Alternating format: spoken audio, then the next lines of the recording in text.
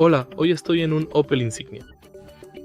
En este video te mostraré cómo emparejar un smartphone con el coche mediante Bluetooth.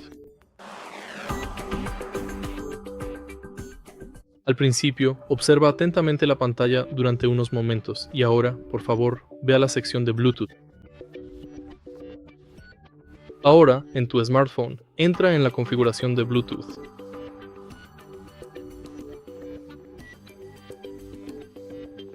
Busca un nuevo dispositivo compatible y selecciona tu coche.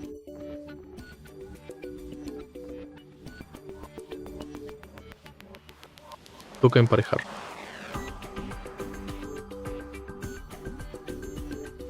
Y tu smartphone estará conectado. Si este video te ha resultado útil, por favor deja un like, comenta y suscríbete.